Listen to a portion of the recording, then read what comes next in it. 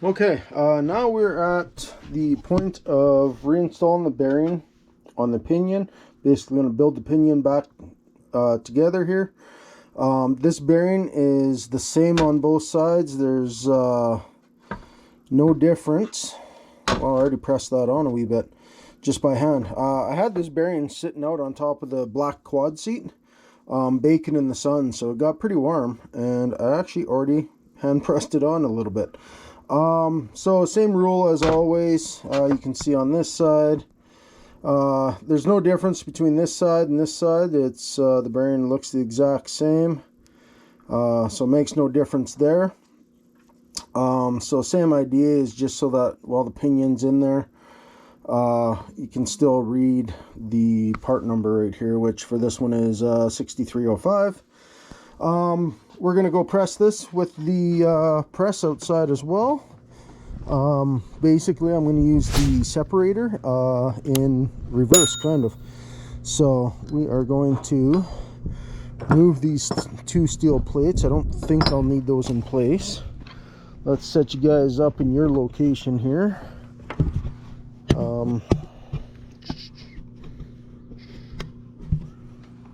So you can view this just like that. All right, so instead of using the part of the separator that wedges in behind the bearing to pull it off, I'm going to use the back side. Okay, so we're just going to stretch that across this plate. Actually, I'm going to have to use the black plates as well, because that could slip off like that. So I think we'll use the black plates as well still. Span this across those, make sure that they're not going to be in the way. And then basically just going to put the pinion in backwards. Although I might not have enough room to do that.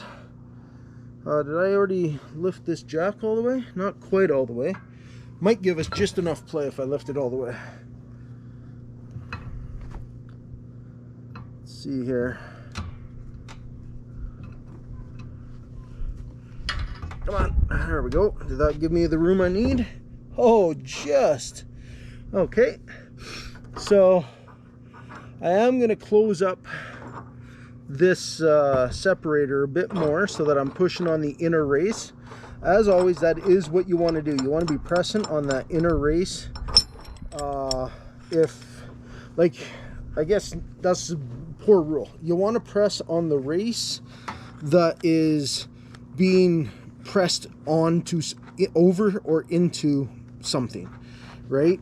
You don't want to press on the free race. You want to press on the one that's being pressed into or onto, or however you want to word that. So I'm just going to close this up a bit more.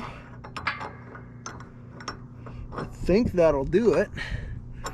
All right, and then just got to position this underneath the ram nice and square, just kind of like that. But let's get this steel block in a little farther. All right, right about there. And same rule is just press it until nice and easy until it's seated. At least with this we can see when it is seated. All right, we're already up against it.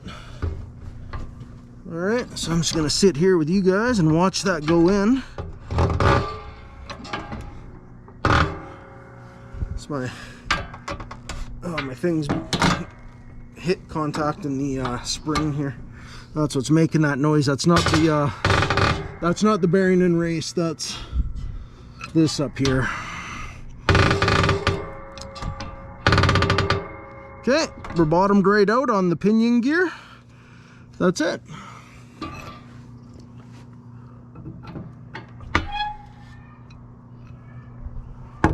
Okay.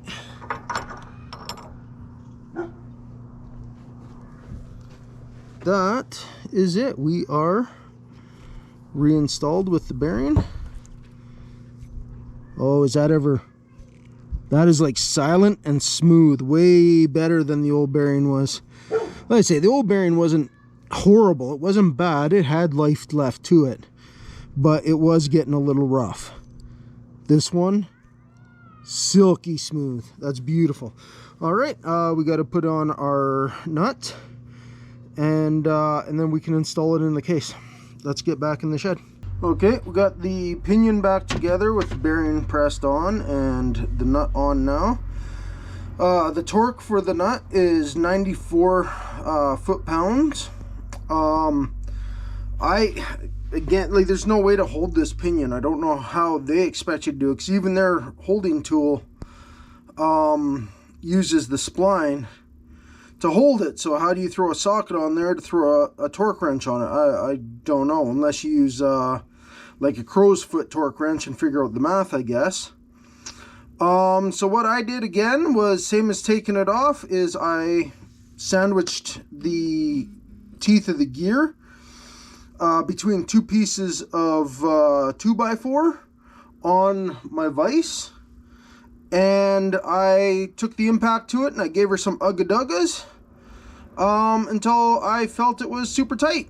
And I did that because it kept wanting to come out of the 2x4. I did it about 3 times with my torque wrench on high. You know, obviously I didn't just sit there and hold on the gun or anything like that. So, you know, you want to be careful if you're going to do it that way, but I don't know any other way to do it, because how do you put a socket on and hold this by the spline at the same time? I don't know. So I did that. I also tried a strap wrench to hold the bevel gear, you know, right? The actual gear of the pinion. And turn it that way, and it kind of worked. Now I'm very nervous about wrecking this gear, because I don't know if I'll be able to get another one. So something that I probably would have tried if this wasn't such a difficult thing to get a hold of, or it probably even very expensive, is I would have used the strap of this strap wrench to sandwich this in the vise, and then because that probably would have held better than the 2x4s, but I really didn't want a chance wrecking these teeth. So I don't know, something you guys might want to try. I don't know, I wouldn't, as I didn't, but it's tight, it ain't going nowhere. The bearing's pressed on anyways, so I'm not even real sure why they put a nut on in behind it, because a pressed bearing generally you don't also hold with a nut. I don't know, but anyways, and then I just I rested the nut up against the jaw of my vise, and took a punch, which, so basically I took a pointed punch and created 3 new stakes in the nut collar as well. So there's 3 brand new stakes that I put in now. So 6 total, but the other 3 aren't doing anything, if anything, right? Because they'd all been pressed out during the removal process. So it's re-staked as well, so it can't back off or anything, and that is it. It's put back together. Now I can put it back into the case. So that is next. I'm actually following the manual here. The manual doesn't want me to, it doesn't say to actually mount the pinion fully just yet in the case. We need to get this ring gear ready and in place as well. So I'm pressing on the bearing onto the ring gear carrier, right, the differential carrier. These plates are a little too thick. I don't have enough range of motion between the ram and my lowest mounting point on this press to use these plates by like just a wee bit. And this is just a little bit thicker than those plates, so it doesn't work either. So I need to start the bearing by using two wrenches. Just picked a 22 and a 24 millimeter wrench. Size really doesn't matter, except that you want the ones that have the biggest shank, I guess, as you can get. And then you want to get those as tight and as close to the inner race as possible and as level as possible. Basically, all I'm going to do is I'm going to start the bearing with this until I can use the plates. And I'm hoping this will work. Let's see. You know, I don't really see why it won't. So then I'm just pressing right on the other end of the carrier here. So I don't want to put too much effort on it. It's moving. There we go. She's moved already some. Might even be enough for what I need. I'm going to back that off because that's taking a bit of pressure. It's probably not pressing all that straight using wrenches. And now let's see if I can get those steel plates in place where they need to be rather than a set of wrenches. So I'm just going to set that there nice and carefully, get these wrenches out of the way. So the plates weren't very far off, but off far enough that I couldn't fit this whole assembly in my press. So far I like this press, but yeah, it is lacking range, especially for larger stuff like this. So I would like to extend it. Oh, this is looking like it's probably gonna work. Probably gonna work. Okay, I'm just trying to get this to sit as square as I can. About there should do it.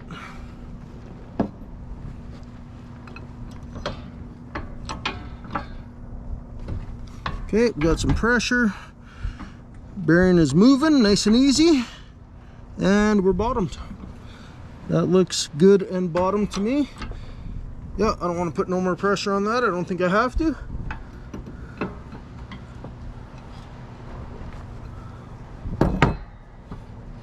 So that worked. Perfect. It was a little gamble. Didn't know if those wrenches, because they are curved and smooth and stuff, if they'd slide out. But we are nicely bottomed out. And same thing with this bearing is there was no difference to either side of it or anything like that. So I put the number for the bearing, which is right there, and I can't read it. Looks like 6910 maybe on the outside, so it can be read without actually having to take it off. All right, so let's go back in the shed here, and I am just going to continue following the manual to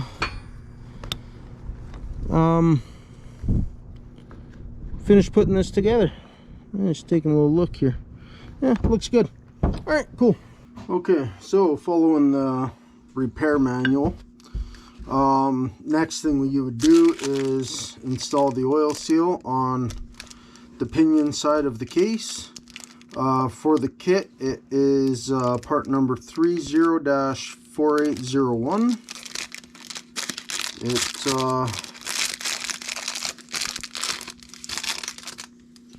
looks like this, and it looks like a way better design than the original oil seal. That is nifty. It's got the spring on the outside, which I kind of find a little weird, but it's got a bit of a taper edge here, which will coincide with the case. The way the case is, it let's see if I can get you in here. The case actually has a lip right here, right? So the taper design means this part's going to go past that lip. This is going to bottom out on that lip, and then this part's going to seal where the original seal sealed. So you're getting that extra bit of sealing. I'm not sure how I feel about the spring being on the outside, because that's going to be subject to all kinds of mud and sticks and whatever else. Although it is pretty protected on the quad. So, but this one goes in like that. Now I would use my bearing and seal drivers to put this in, but this has a lip on the outside where that spring is, and my bearing and seal drivers are flat, so they're looking for something flat. So what I'm gonna have to do is find a socket that basically fits this outer ring as closely as I can, and use that to hammer that home. Should go in pretty smoothly. Can add a little bit of oil to that, let that slide in a little easier without wrecking the rubber. I think we'll do that. Just a little bit of motor oil will do just fine. Some grease will work too. And then the manual says put some grease to the outer lip of the seal, so where the axle is going to go into, you want to grease that up.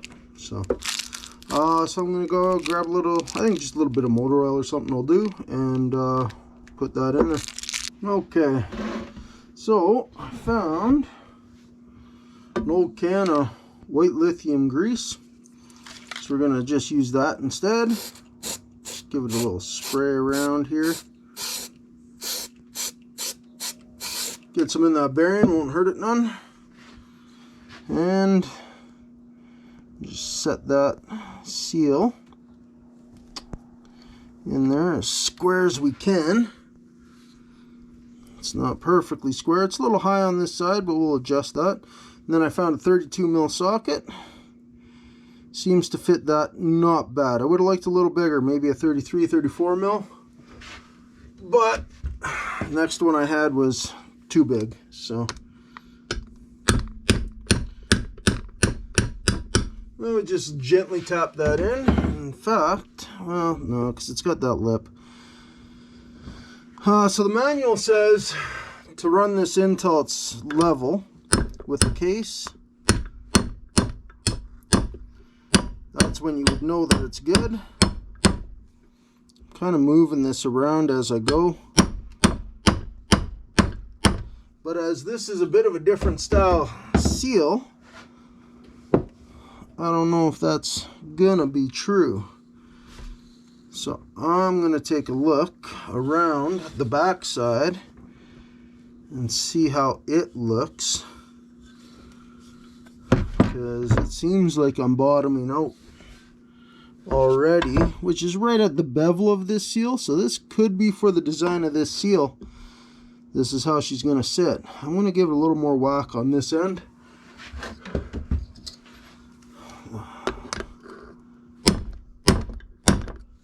Let's see. Oh no, that did drive in, so we're not bottomed out yet. So now to just level it out.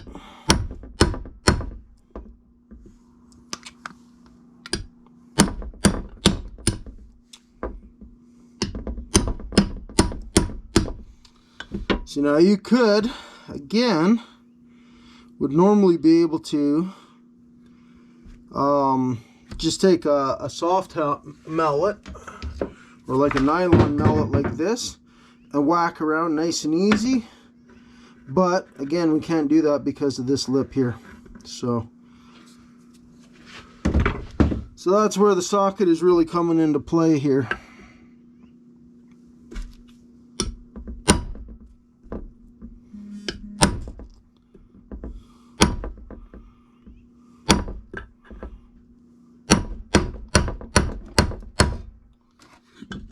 Oh, excuse me. Alright, and that feels nice and smoothed out. I think we're in. Looks good.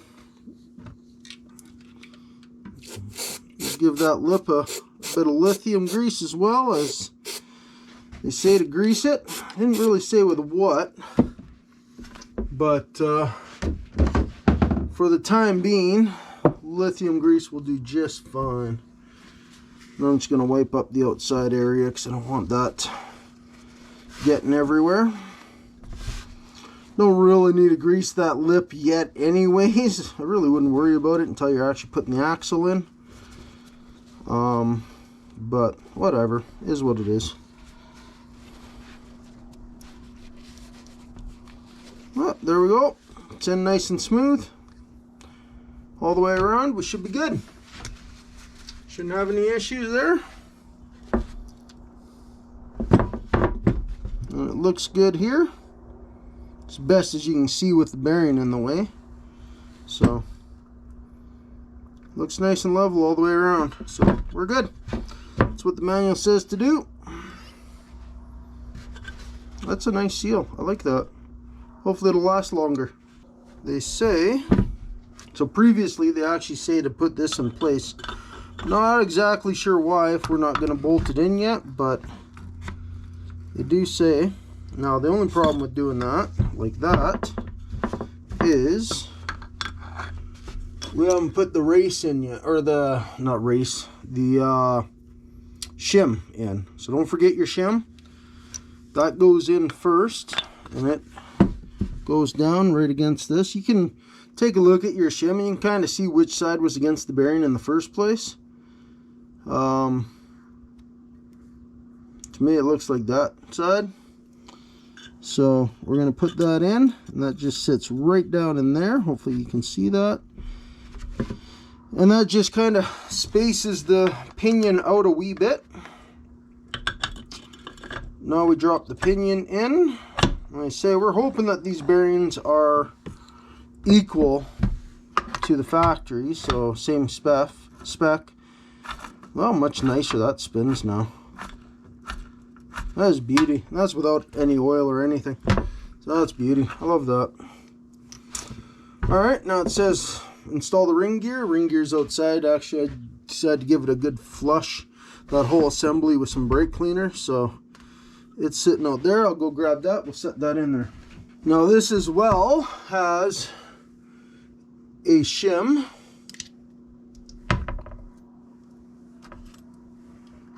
Would be this really big one right here. Gonna give that a quick wipe off. So this one, actually we don't need just yet. I'm ahead of myself. Is for this side. But we first have to shim this side, which was the two smaller ones. So it was these ones here, one thick one, one really thin one. They're a little on the gritty side, hanging around in the shed here. So I'm going to give them a quick wipe off. Get that grit off them, because that will get trapped in there and wear those things out. Alright, so this is the super thin one. I'm going to throw that on first. Hope you can see this. Yeah. Okay, threw the really thin one on first. Just so it'll be sandwiched between the carrier assembly here and the thicker shim. Okay, and these don't really matter which side they go on, just put them on. Yeah, we're gonna put it on that way. All right, so then you want to make sure you don't lose those shims while you drop that section into this carrier. In fact, I think that's a harder way to do it. I think what we'll do is set this way with the shims are still on here, and put this down on top of it, just like that. And then we can grab the whole thing and flip it over like that. Now we would have tooth mesh, and we got to check our tooth mesh and our what do you call it, oh,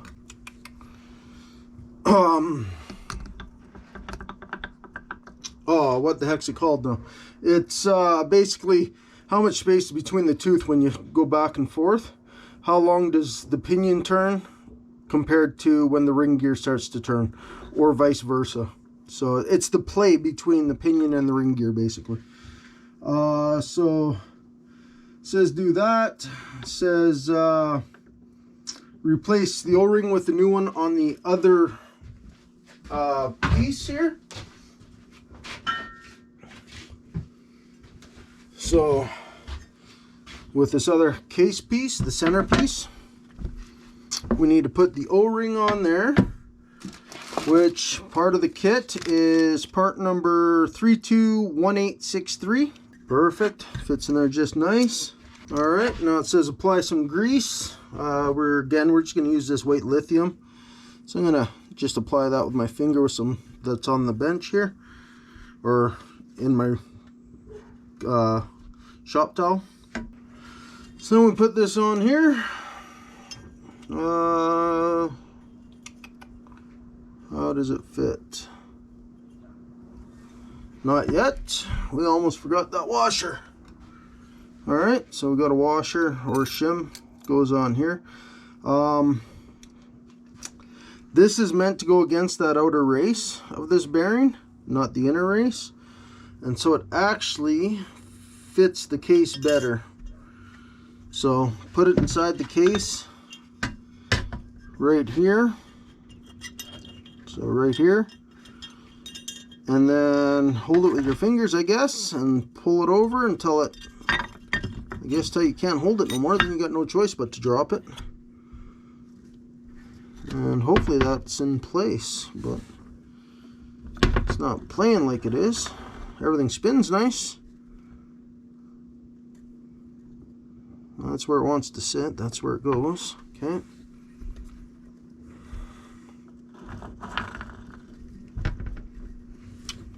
Come on.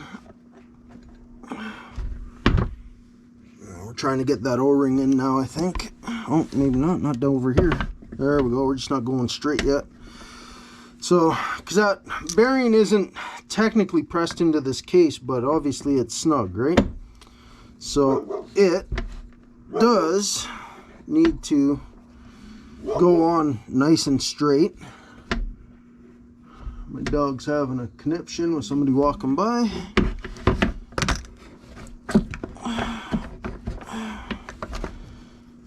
Come on. Fit. Fit. You don't want to force this stuff too hard, just in case something's not right. Like that washer shim. Not 100% sure if that one's a washer or a shim or what. I think it's a shim. It should be a shim. But gotta make sure it's still in where it's supposed to be. There we go. Just kind of squeeze it all the way around until something goes, and then keep doing it. Basically, just that rubber O-ring. There we go. Oh yeah, there it is. Now it just slipped together. Just had to get that O-ring in there. Alright, looks like we're going to throw in some bolts. 4 bolts. So I need to get this positioned the same way they got it there so I can see which ones they're talking about. Alright, so there is one, which is right here, which was internal, eh? That is a big one too. Alright, so it would be this one here. It says apply some locking, permanent locking compound, but there's a good chance we're going to be pulling this back apart. We're going to do all the tooth lash and stuff first and check it out. See how it sits, and then we'll go from there. So there's one, this one's 3 in their tightening pattern. And then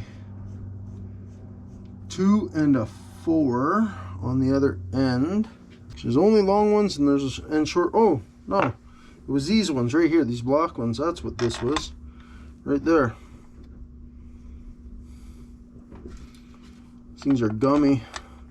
I don't like having old compound on these because it's like, well, is it tight to turn them just because of that compound on there, the locking agent, or is it tight to turn them because they're cross-threading? So I hate that, but I remember these ones coming out tight all the way, so I don't know, we'll take it easy with them and make sure that they go in plain and easy. Wrenching them in right now just to wrench them in. I'm not going to go past the point where they should be getting torqued yet. Just kind of sinking them down. Just nice and light. As soon as that head contacted, I stopped. Okay, those were 8s. I think these were 10s. Okay. So now they get torqued down to 1 and 3. So this being 1, this being 3. So the two larger ones. It gets torqued to 17 foot-pounds. And then 2 and 4. So that's 2. This is 4. They get torqued to 87 inch-pounds. So let me grab my, I think I'm going to need my smaller torque wrench for that. See if I can remember where I put it. This is just a handy dandy little 3/8 torque wrench. Again, Princess Auto Power Fist junk, but it works. And it does 5 to 80 foot-pounds. So I'll have to convert what 87 inch-pounds is in foot-pounds. So what do? You divide by 12, don't you? I believe. 17 foot-pounds for number 1. So that's for number 1 here.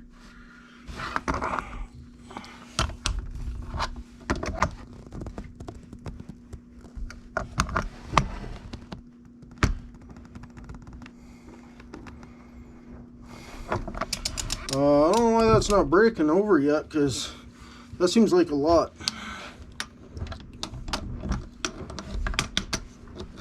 Oh,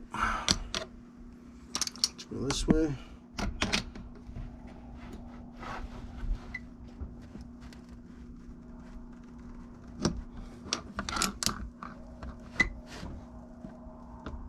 There it is. Okay, so we got to go from 1 to 2, which means we got to drop this down to 87 inch-pounds. So yeah, 87 inch-pounds is 7.25 foot-pounds. So we'll just choose 7. Okay, and so that goes to number 2, which is the very opposite little guy, 8mm bolt.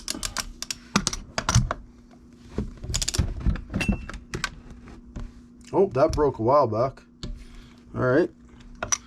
Then we jump back up to the 17 and torque this one down. Oh, need to change the socket.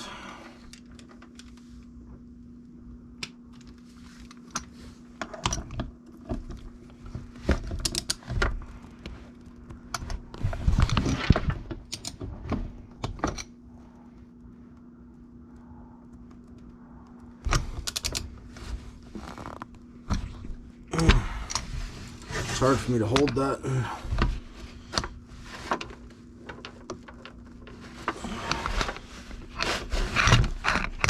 Oh.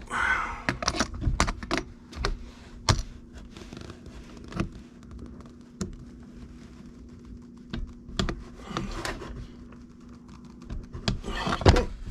That broke. That really seems like quite a bit. Alright, now we'll go back down to 7 again. And do number 4, which is the other small one. So small one, complete opposite of the one we just did, obviously.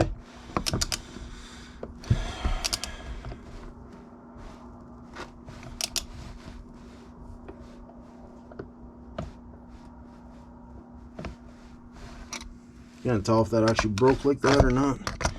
Let's try it from this direction with my hook. See if I can feel it.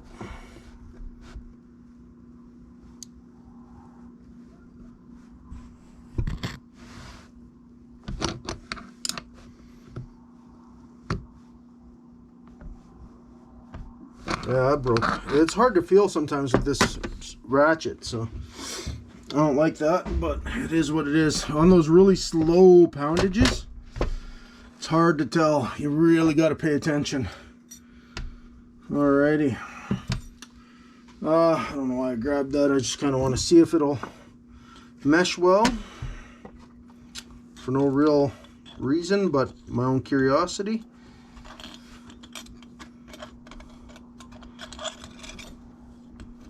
There's no reason why I shouldn't.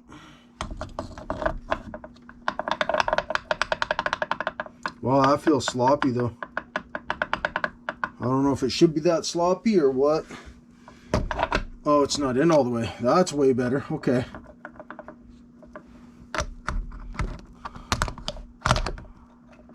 Yeah, there's like no slop now. Very little, if any.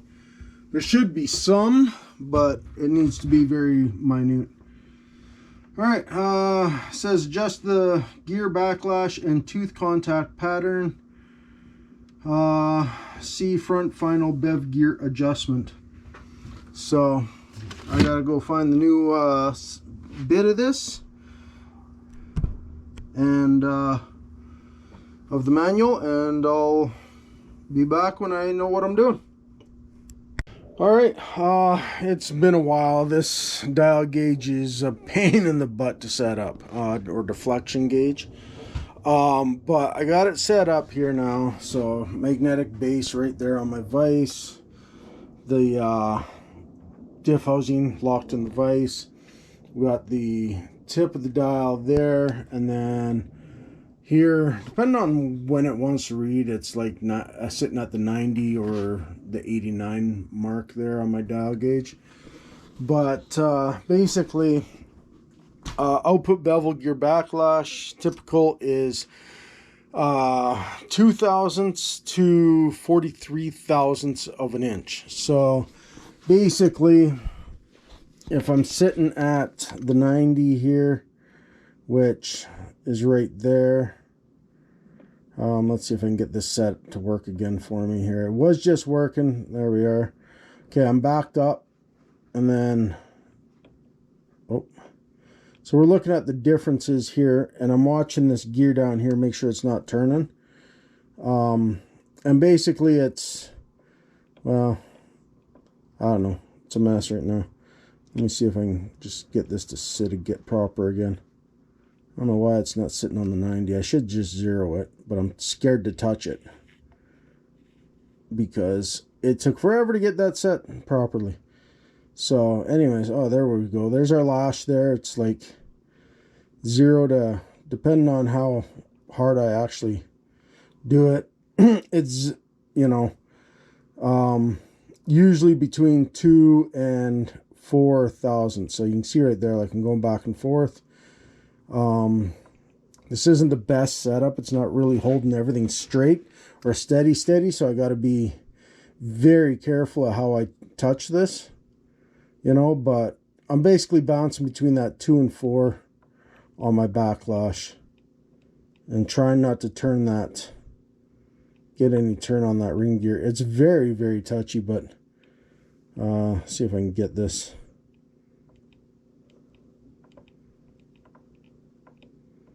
But it's in there anyways. It's in the range.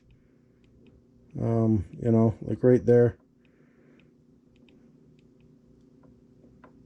So I think we're good. I gotta check tooth pattern.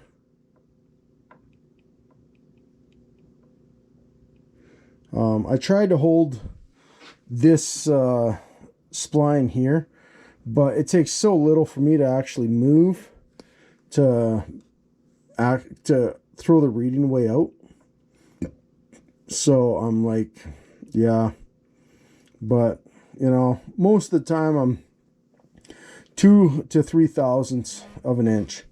So that's within range. That's where it's supposed to be. So that is good. We're okay for our backlash. Now let's check the tooth pattern here.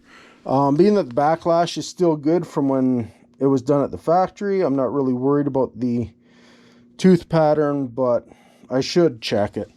So I'm gonna see how they recommend to do that, and see if I have what I need to do it. If not, I think I'm just going to ride with it. So I'll be back after I figure that part out here. So I took it all apart, case apart. I can't find any like marking compound.